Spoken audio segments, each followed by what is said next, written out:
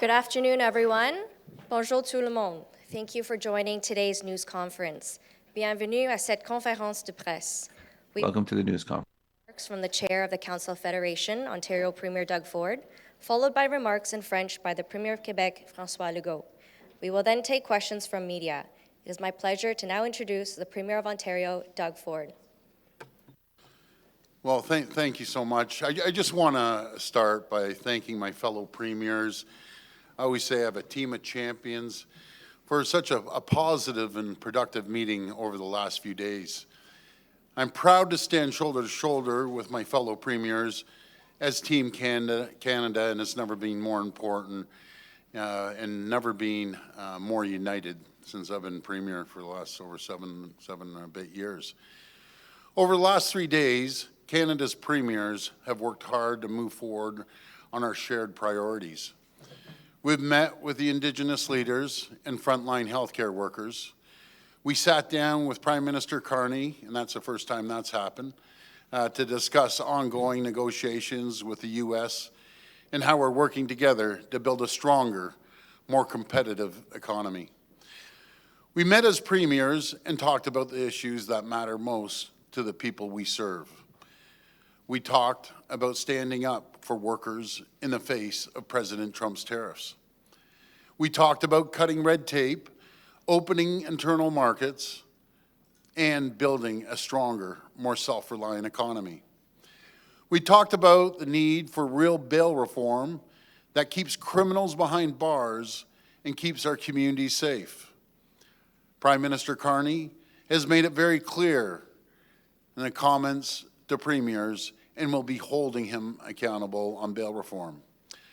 Premiers are also calling for a stronger provincial role in immigration for one simple reason: we know our labor markets best. At our first ministers' meetings, Prime Minister Carney agreed. Yesterday, at a meeting of federal and provincial immigration ministers, the federal immigration minister wasn't on the same page as her prime minister. We need the prime minister to be very, very clear with his minister. She needs to work with the provinces and territories to fix Canada's immigration system and make it more responsive to economic and market needs. In the meantime, Canada's premiers agreed to work together to use our authorities under Section 95 of the Constitution, including to issue our own work permits. I'll speak for Ontario. We will be issuing our own work permits. We aren't going to sit around and wait for the federal government. On healthcare, we're making it easier for nurses and doctors to move and work anywhere in Canada. We also talked about new ways to get life-saving medications into the hands of patients faster. But most importantly, we agreed on the need to remain united. And I've always said, united we stand, divided we fall. I know we're in great hands under the leadership of PEI Premier Rob Lance, who will soon take over as chair of the Council of Federation. With the United Team Canada approach, we're going to build and protect the true North, strong and free. Thank you very much, and may God bless the people of Canada. Thank you, Premier. Je donne maintenant la parole au Premier ministre du Québec, Monsieur. Now, the Quebec Premier, François Legault. Hello, everyone. And the first thing that I would like to tell you is thank you. Thank you to Doug Ford for the warm welcome. Thank you also to Doug Ford for his chairing in the last year. It's been a year that with a lot of movement and with the arrival of Donald Trump. So we had some excellent meetings and we had a great leadership from Doug Ford. Depuis 3 jours, For the last 3 days, we have spoken a lot about the impacts tarifs of the tariffs and the uncertainty of tariffs that happened with Donald Trump. We had the opportunity to meet Indigenous communities. We had the opportunity to also meet the the Canada's Prime Minister. And we spoke about assistance to workers, and we spoke about the importance of making investments, major investments together with the provinces and the territories and the governments on the federal level in order to help replace the jobs that are or who that could be lost in the exchanges with the United States. Today, we spoke about internal trade on a provincial and territorial level, and obviously with it's more than ever, the premiers from every province and territory wanted to increase the commercial exchanges and remove the barriers and take advantage of a 41 million person workforce. And we also talked about immigration. And obviously, there is a situation that is quite different from province to province. But I do believe that there was a consensus to say that the federal government needs to give more clout to the provinces and give them more choice and selecting the number of immigrants. And we know that in Quebec, there is the additional challenge of stopping the decline of the French language. So yes, we do have some powers in Quebec, but ourselves as well, we are asking a lot more power in order to be able to, amongst other things, reduce the number of temporary immigrants in Montreal and in Laval. And we spoke today about health, and we are continuing asking an increase of the health transfers from the federal government. The federal government is not doing its share in terms of financing health services, which increase higher than any other expense because of the impacts of the aging population and medication, new technologies. And finally, we spoke about public safety. And we want the government, the federal government, to be prudent before they free sexual delinquents or people who have committed acts of crime, of violent crime. It is very important to be able to guarantee d'être un peu plus dur sur that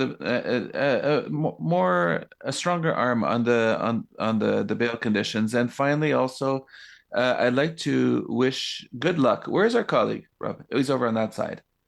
So Rob Lance, so the premier from PEI, who is going to himself assume for the next year the chair of the Council of the Federation and therefore the Council of the Federation. So good luck, Rob, and thank you so much for having accepted this responsibility. Monsieur le Premier Ministre. Thank you, Mr. Premier. Starting with media who are present, followed by questions for those attending virtually. Please come to the microphone, state your name, outlet, and direct your question to one premier. Just a reminder, you will be limited to one question only. First question. Hi there, Mackenzie Gray with Global News.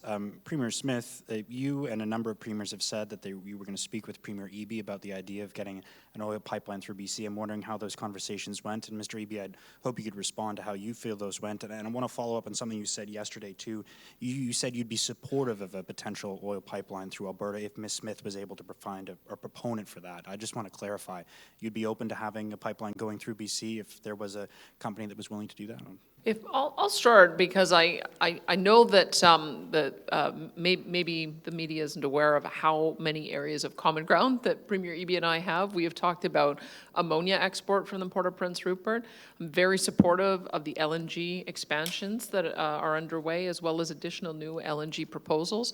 We have talked about an intertie so that we can have our electricity systems with greater integration, and of course expanding the capacity of the Trans Mountain pipeline by putting in additional measures, compression, and a few other things. They can actually expand the capacity as well as dredging the second narrows, and we've been supportive of that as well. So I would say that what we're looking forward to is a potential to restart what I think would have been a transformational project with Northern Gateway. It may not be the same route. It certainly needs to have a lot more consultation.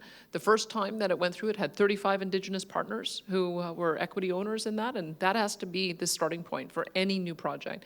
There has to be meaningful engagement and meaningful economic involvement of nations. So we're advancing that along with the Pathways project, because we think that having lower and lower emissions is also a way to demonstrate we've listened to some of the concerns about that have been raised by British Columbia, but I would say that our priority is to work on those first 4 projects that I mentioned, and then if we can get to a point where we have a proponent and are able to start on that, then we will. Thanks very much for the question. Let me just begin. We're facing a bit of a situation in British Columbia right now. At our Red Chris mine in northwest British Columbia, there was an accident overnight. There are 3 miners that are currently trapped underground. They are, to the best of our knowledge, uninjured and in a refuge area. There was early communication with the company. The company is working with our world-leading mining rescue teams.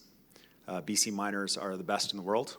Our rescue teams are exceptional, and they will be working overtime to bring these workers home safely to their families. 2 of the workers are from British Columbia, 1 is from Ontario. I've spoken with Premier Ford, and we're keeping his government up to date as well. Obviously, it's very concerning for the families, for the workers in the sector, and all British Columbians and Canadians, and our thoughts are with the families and an appreciation with the incredibly brave rescue teams that are working right now. On your question, I agree strongly with Premier Smith that we have a huge amount of work to do that is going to create incredible economic opportunity for our 2 provinces. It is without doubt. We have our points of disagreement, but there are far more points of agreement in terms of how we're going to build our economies in our respective provinces. My focus as the BC Premier is on projects that we have where we're either imminent in terms of final investment decision or final investment decision has been taken, and we need a strong federal partner to be able to support us in delivering those projects, north of $50 billion worth of projects in our province alone. And what I've encouraged the Prime Minister and Premier Smith to do about their project that they're excited about is to identify a proponent and to move forward with that if that is the direction that they'd like to go. I will acknowledge some frustration that we have so many projects that are either imminent shovel in the ground projects or with a small amount of support from the federal government would be ready to go. And a lot of the discussion is around this project that does not currently have a proponent. So let's get working on what we can do to build this country and build our economy. And when Premier Smith and the Prime Minister are in position with a proponent, we're absolutely willing to have those conversations with them. Hi there, Kate McKenna with CBC. This is for Premier Ford. Premier Ford, I'm wondering if you could expand on some of what you were talking about regarding the conflict between the federal government and the provinces over immigration. What exactly is the issue, and what did the federal minister say? Well, I wouldn't say it's a conflict. The conversation we had with the Prime Minister is very open, and under the Constitution that I have to thank Premier Smith for mentioning, we have authority in that area. No one understands their sectors and their labor force better than the premiers. And by no means, I want to emphasize this, it's no means the Prime Minister's, well, this is his issue right now, but this has been going on for decades. I'll give you an example. I have a tremendous amount of asylum seekers that are up in Etobicoke and in the hotels. They're healthy, they're willing to work, they're hardworking people, but they're waiting over 2 years. And they're just sucking off the system nonstop, not their fault. The fault falls under immigration, that it takes over 2 years to get a work permit.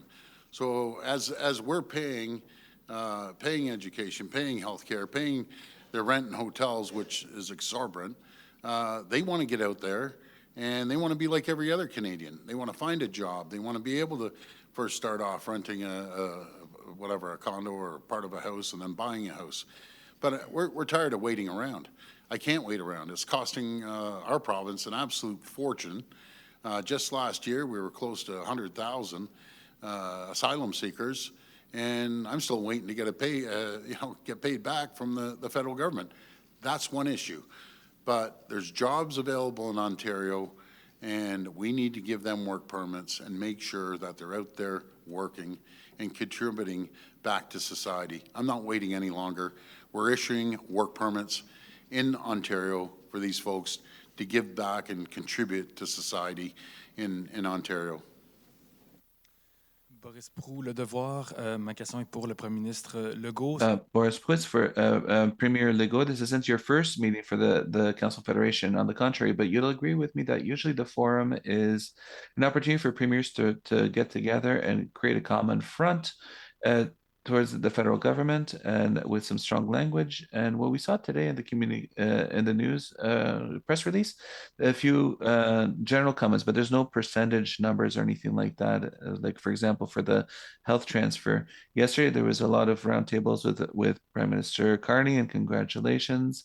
But where did the spirit of the Council of Federation go?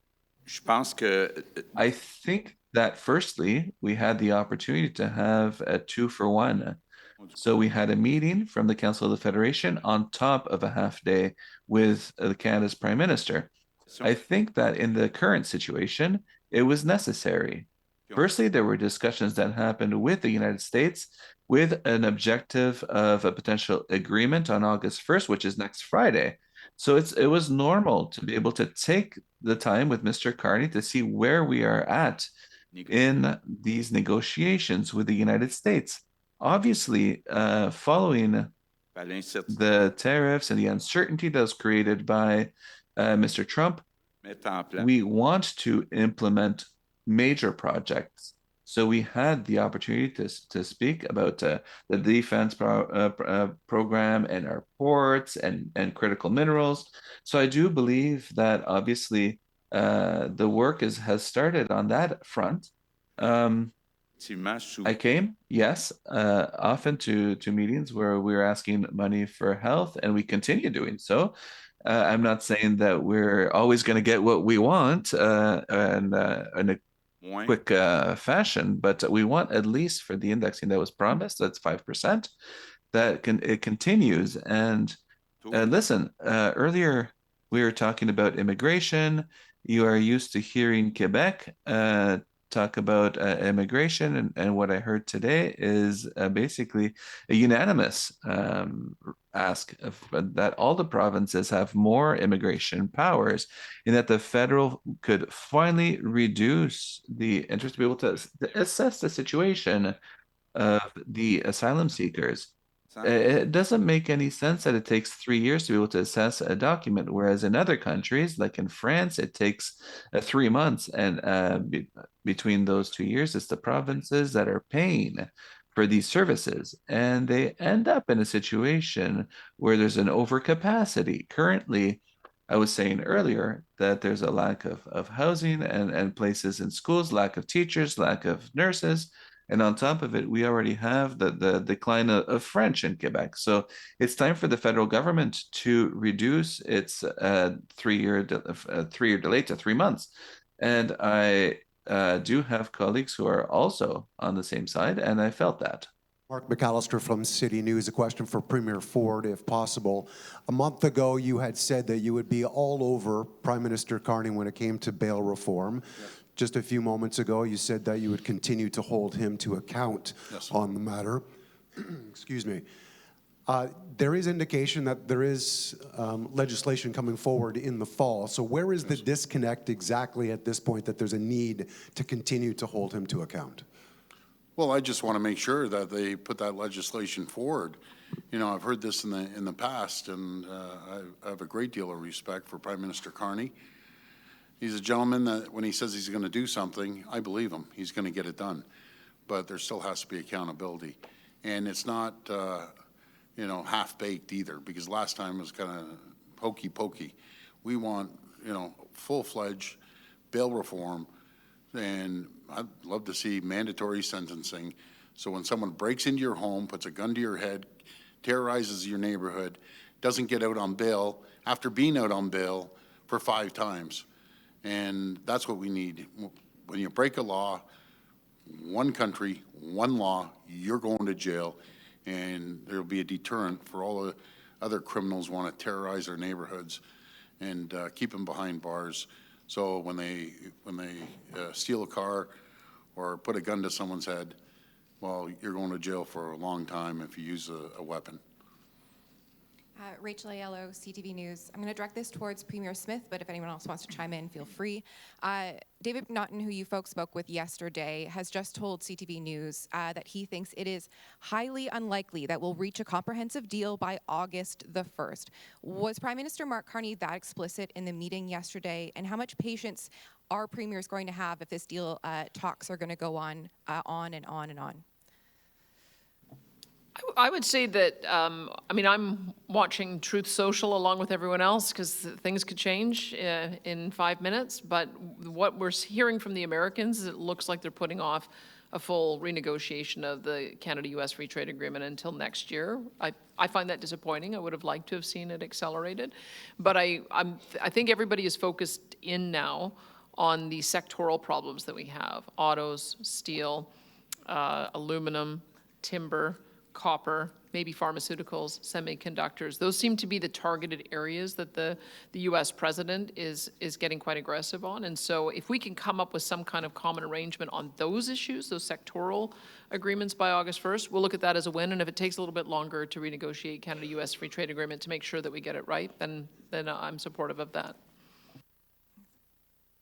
Maybe I'll jump in there too, just to say that I think it's really important for Canada to get a good deal rather than rushing to take any deal, including one that might harm us in the long term.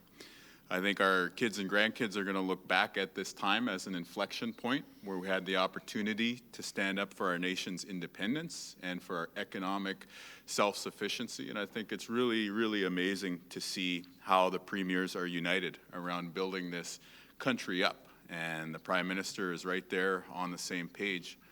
So I do want to take this moment to thank all the firefighters who've been working together. I thanked all the colleagues who've sent firefighters and water bombers to our province.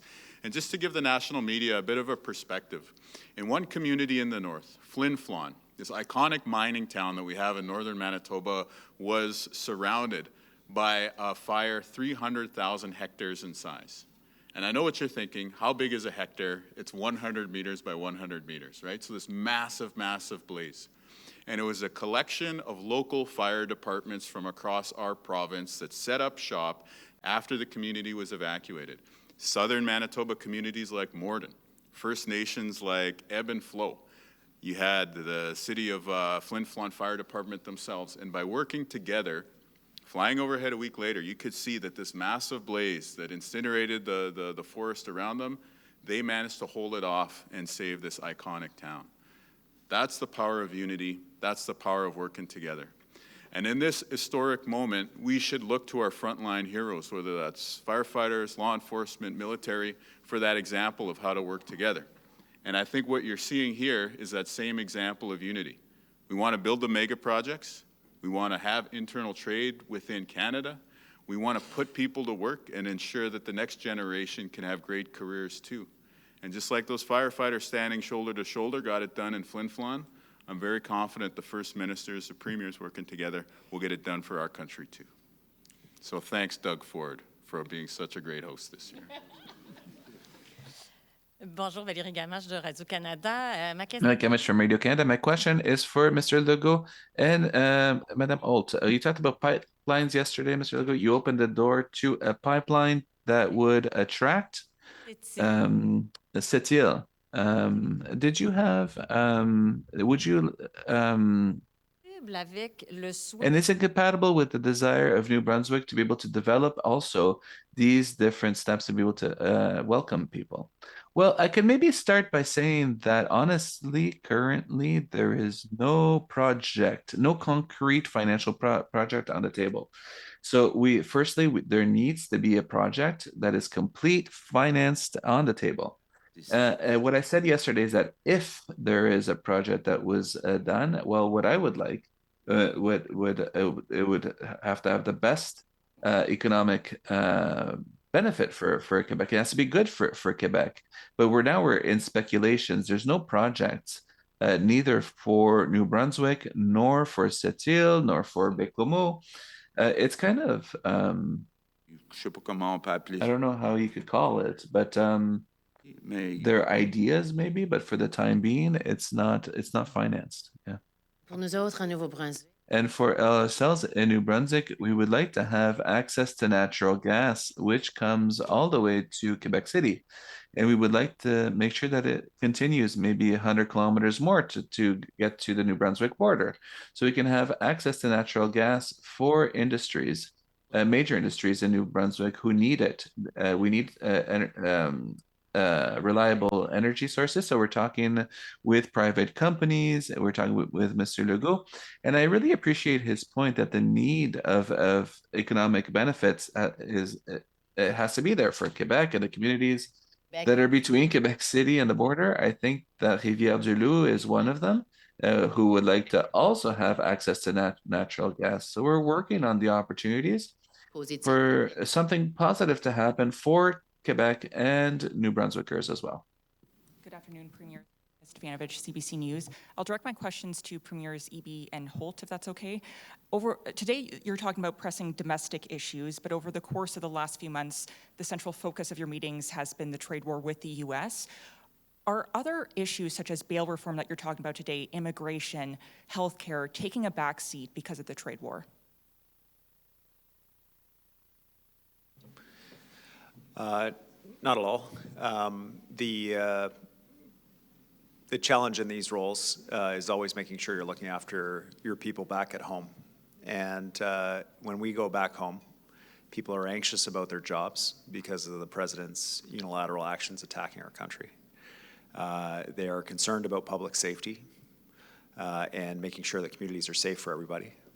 And they're worried about affordability, cost of a home, rent, the cost of living. These are common issues, and I'd be remiss if I didn't also mention challenges related to healthcare. These are common issues that we face across the table in different ways, and this table, including the table with the Prime Minister, enables us to have these important conversations. We have to be able to do multiple things at once in this country.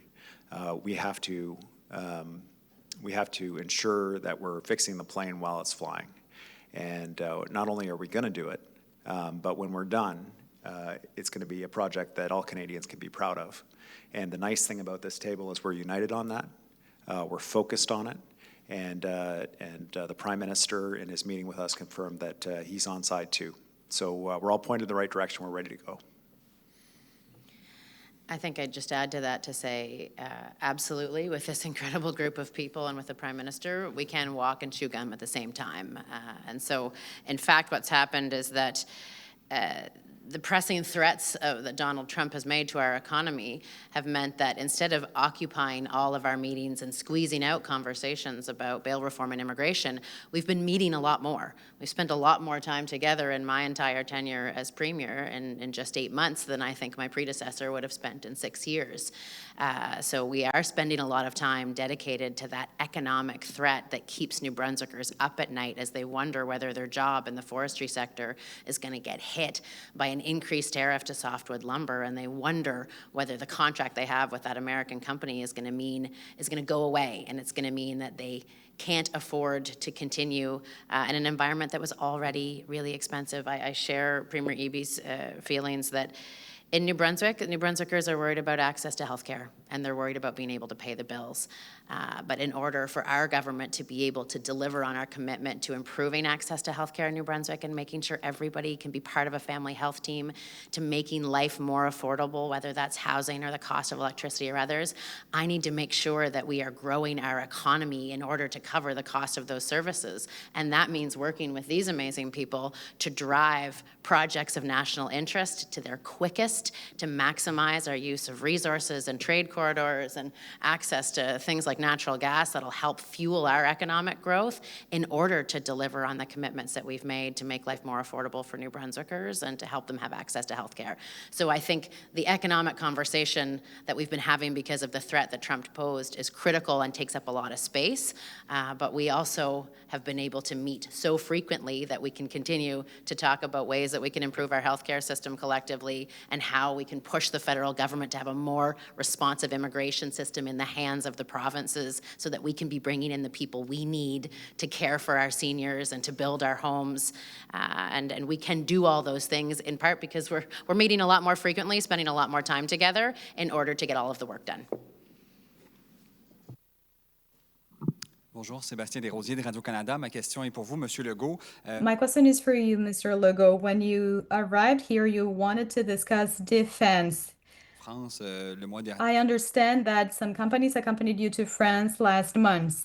There would seem to be a quota for the local products of the expenses that the federal government will have during the next years. Did you receive this kind of engagement on Mr. Carney's end? If not so, what engagement did you receive in terms of defense? What I understood from Mr. Carney yesterday is that he has agreed to an approach that could ensure an industrial base in Canada. In the past, the federal government, the Canadian Army, would purchase equipment from the United States and then would ensure that, more or less, that there would be enough for Canada. And I believe that we have now a consensus within the premiers of the provinces, and Mr. Carney said that he agreed to such an approach. That is to say that when the federal government will give contracts, that will be directly to Canadian companies, that these will be partnerships between Canadian-American companies, Canadian-European partnerships. This is a very important element in choosing the suppliers. What are we going to construct in the manufacturing sector in Canada? So for the future, I believe that in a context that, well, what was said by Donald Trump during the last months, it is important for Canada to have the autonomy to do so, but it's not ciphered. It's still the principle, but now it's a big step for Mr. Carney to say that this will no longer work in the same way that Mr. Trudeau's government used to work. Last comments there about making sure we spend military spending right across our country and tied into economic growth. I can't have a press conference without mentioning two companies, General Dynamics in London, light armored vehicles, great people down there, and Heddle Shipyards, which I know maybe they're partnering up with Davies or around the country, but they're a great company in Hamilton. We need to spread this work right across the country. Thank you. If I could add as well on that, my apologies there, but what an incredible moment we're in terms of the solutions that we have. And I think we have to look from within, and I look to the critical mineral potential we have across this country, in particular to the north. And in the last few days, it's been great to have very meaningful conversations with my colleagues, but as well with the Prime Minister to talk about what we could do to expedite these big nation-building projects that really will start employing Canadians from coast to coast to coast, but that are dual use as well, so that our communities could truly benefit from those. So from that perspective, the discussions around Arctic security are at the forefront, and I really think it's a moment that we're in where we have to ensure that our communities are as healthy as they are as we assert our sovereignty as a country. But there's so much that we have in terms of the opportunity, and I think unlocking those through these dual-use infrastructure is going to be key, whether it's the Arctic Security Corridor, the Grays Bay Road and Port, or the Kivadli Hydro Fiber Link, or the Deep-Sea Port in Klikertaljuel. There's some really nation-building moments that we're in, and I think Nunavut has so much to offer the country, and I can't thank my colleagues here enough for the incredible support we do get, that we need to invest from coast to coast to coast. I'd like to just jump in and recognize this as one of the Premier of Nunavut's last meetings. He's been a huge champion of Northern sovereignty, Arctic sovereignty, Northern defense. His work is leading to the efforts out of Ottawa, and I just wanted to say thank you so much, PJ, for your work for the country. It's been amazing.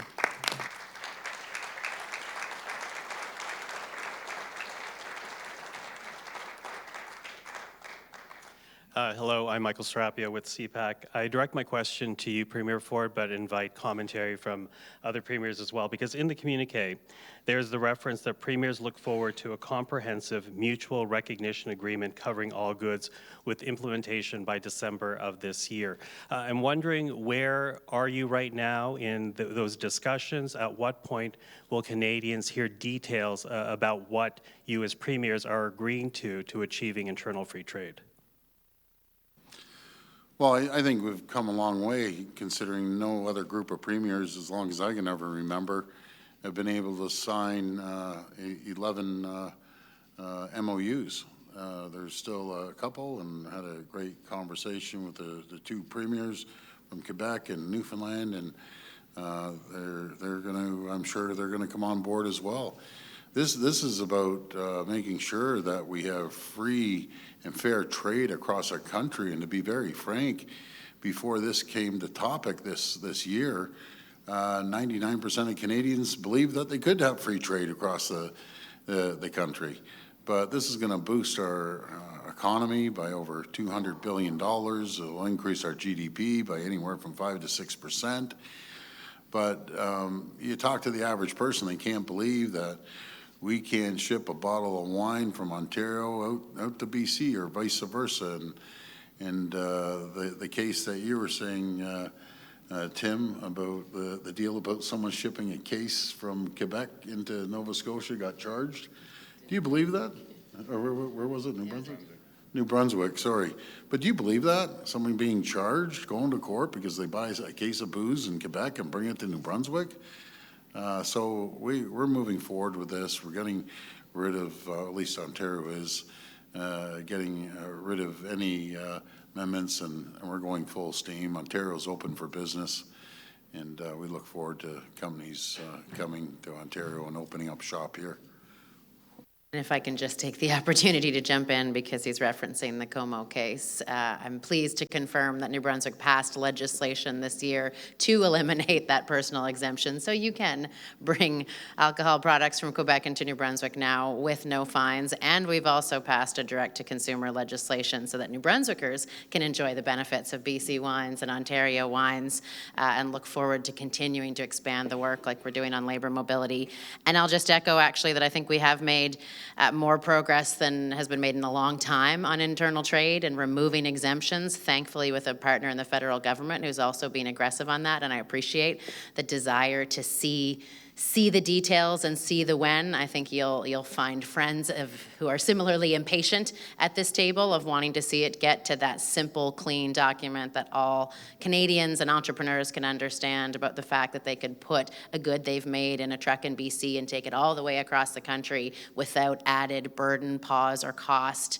That's what we're striving towards. We're making good progress, and we're optimistic that we'll have something that people will appreciate come the end of this year. Okay, maybe what I'll add is that we have the same target, the same objective in Quebec, but we chose to go through a bill 112. So we table a bill saying that we remove all barriers between provinces, but it's not adopted. So for reason of democracy, we prefer to discuss that with opposition parties before settling that. But we are a majority government, so I think there are good chances that this fall the bill will be adopted in Quebec, so Quebec will be part of this free trade.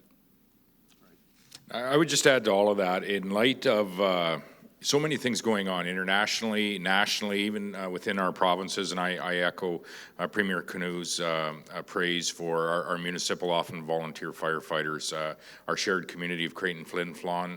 It was literally those folks that saved those communities as they fought for days, if not a few weeks on end, and continue to fight in many communities in both Saskatchewan Manitoba, as well as some in Alberta and Ontario. And so to all of those in the front lines, from the bottom of our heart, we say thank you, and I say thank you to the provinces that have added to our resources in our province officially. But with all that is going on internationally in the way of international trade relationships being reset, tariff discussions, counter tariffs, periphery reactions from other countries such as China and other countries around the world. If there's any positive from any of this, and I'm not saying there's a lot, but if there is any positive from any of this, it is the fact that we in Canada very much are looking internally to control what we can control in terms of, and you hear Prime Minister Carney, and credit to him, talking about resetting the regulatory environment that we have in Canada so that we can build things quicker. And so we can, attract investment and provide jobs for Canadians in all of our respective 13 jurisdictions across our nation.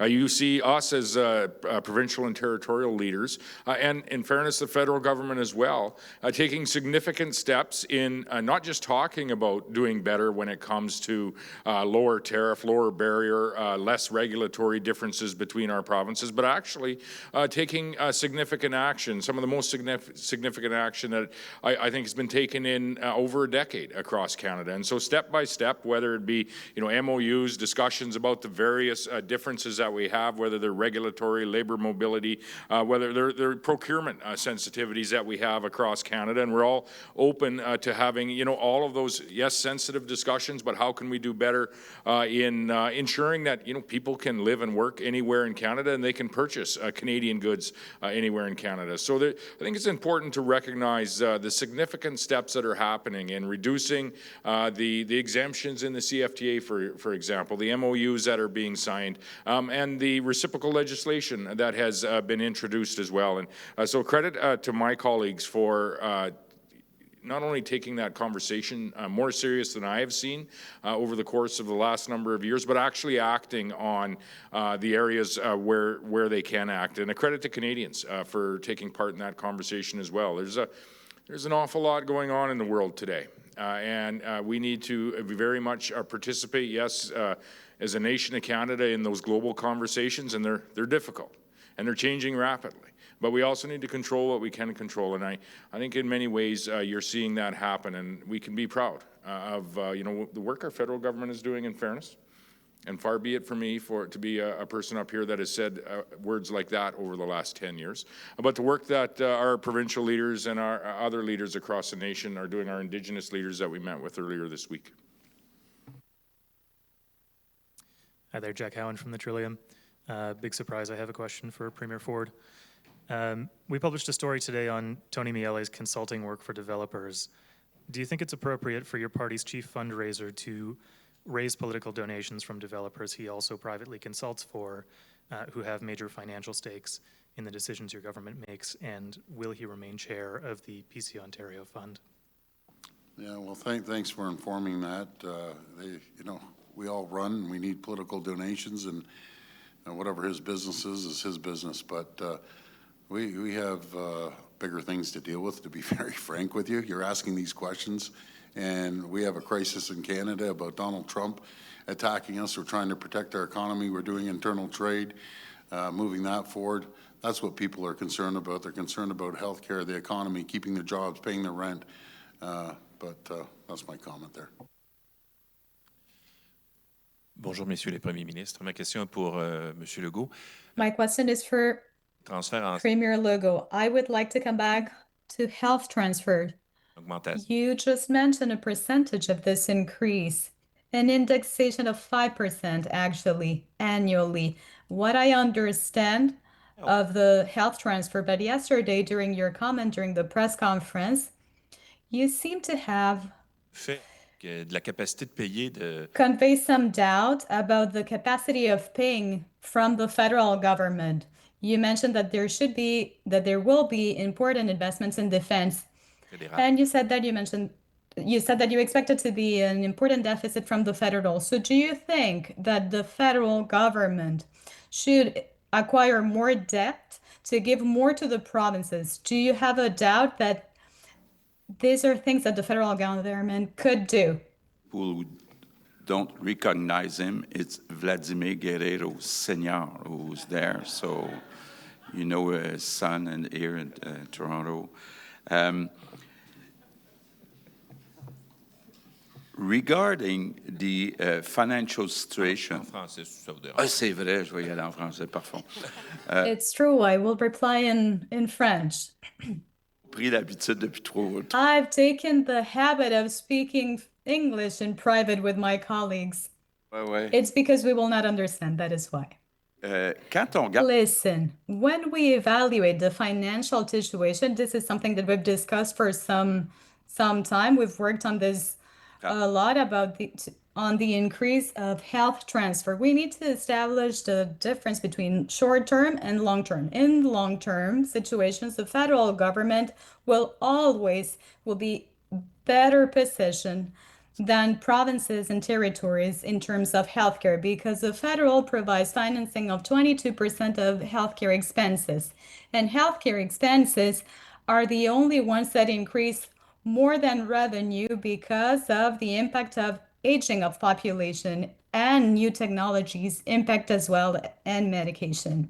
So if we make a projection, we can see that in medium term and long term, the federal government is the one that will be better positioned to do so. The provinces, if we don't change anything, we will always be in a deficit situation. In the short term, the increase is important in terms of defense. This will cause pressure on the finances of the federal government.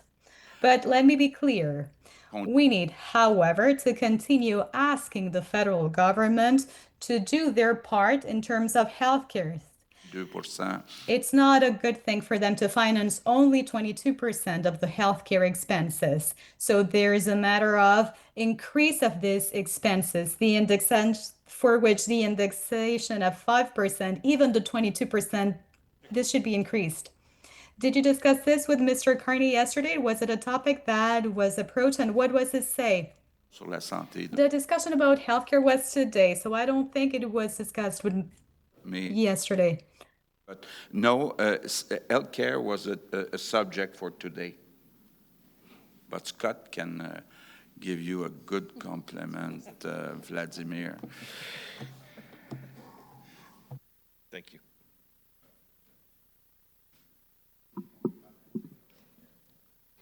Samantha Pope. When we discussed healthcare recently, you know, one thing of note that I think has impact on what Premier Legault has said is, you know, provincial healthcare budgets in a post-pandemic world have, you know, increased significantly. As, you know, population increases. I think, in fairness, the complexity of what's walking through the front door of our hospitals and our healthcare system are their people, and but it's certainly increased over the last decade or so. The whole conversation around mental health, addictions, recovery is changing before our very eyes. As the drugs that are in our community today are very different than the drugs that were in our nation a decade ago. And, you know, we're seeing, you know, 8, 9, 10% increases across the board, or at least in Saskatchewan, and I don't think we're alone, in the investments that we're making in, you know, delivering health care and, you know, providing access to primary health care providers of all types and a timely surgery.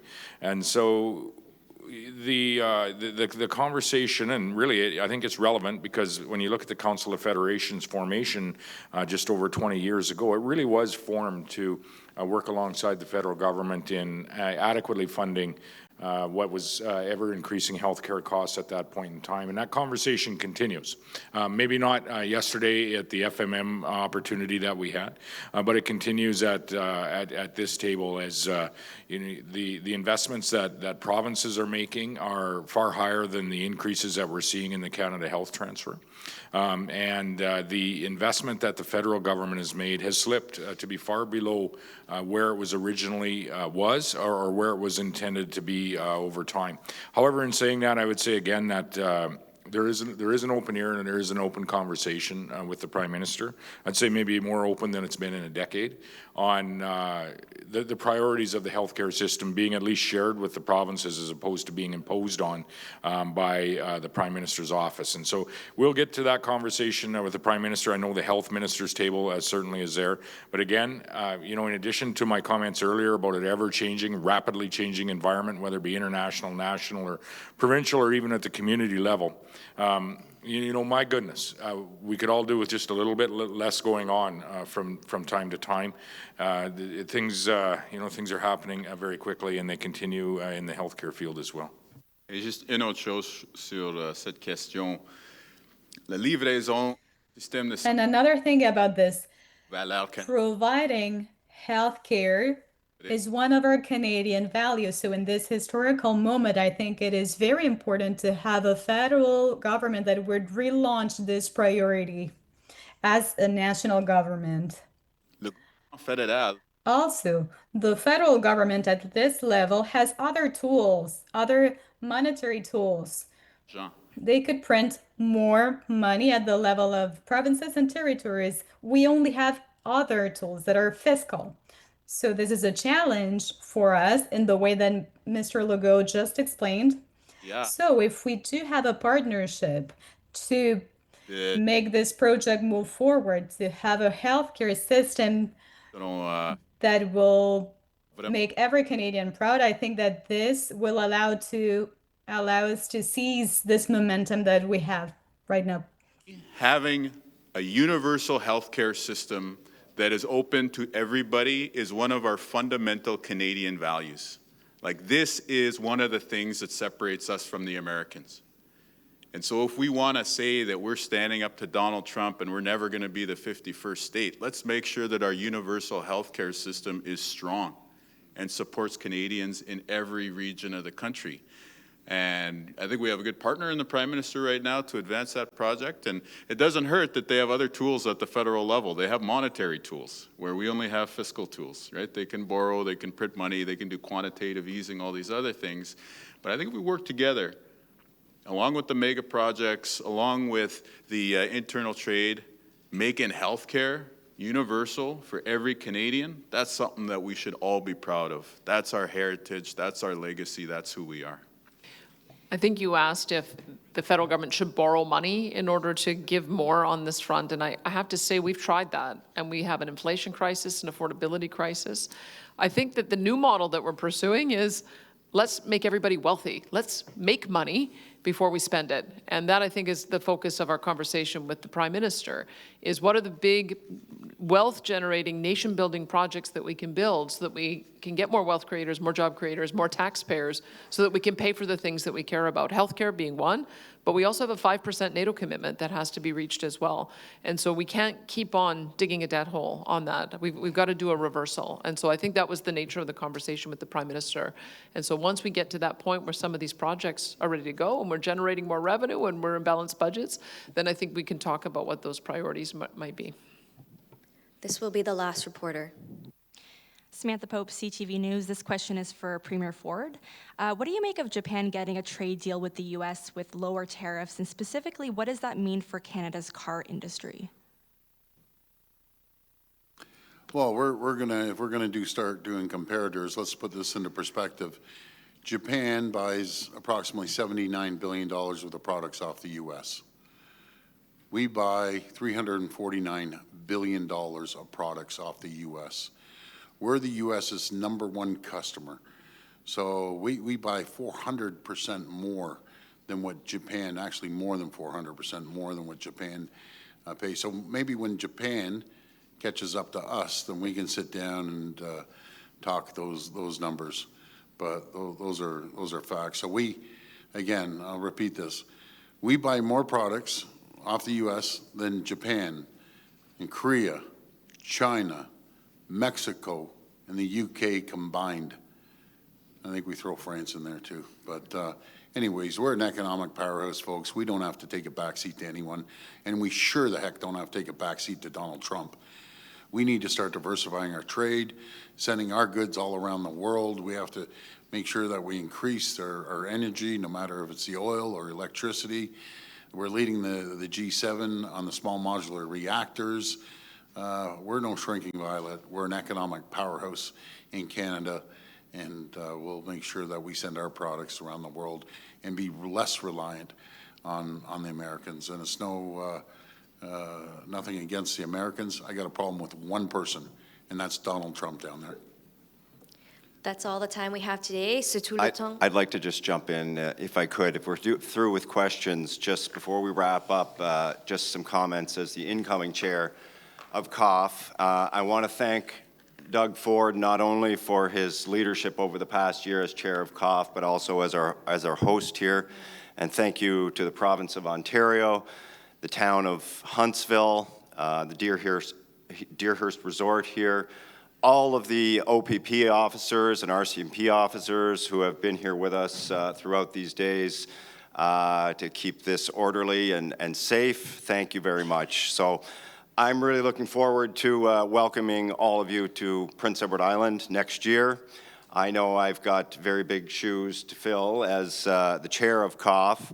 And it's not lost on me that I'm one of the newer premiers around the table here, and that we're passing the baton from the province with the largest population, the largest GDP, to the one with the smallest of both of those. But Prince Edward Island has a history of playing an outsized role in the Federation, and we're looking forward to doing that again, and I'm very privileged to have that position. So